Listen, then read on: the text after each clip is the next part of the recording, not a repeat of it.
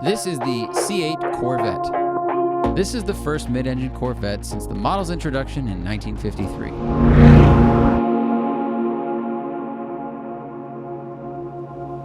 Moving the engine to the middle gave the car a lot more traction, which means it will accelerate even better than the last one. The C7 Z51 went 0 to 60 in 3.9 seconds.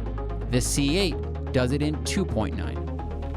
The suspension uses a technology called MagneRide. The damper fluid has iron particles controlled by magnets. The more power sent to the magnet, the stiffer the shock feels. Sensors instantly adjust the dampers to bumps, body roll, or driving inputs. At launch, its base price was $59,000. That's exotic car performance for a quarter of the price.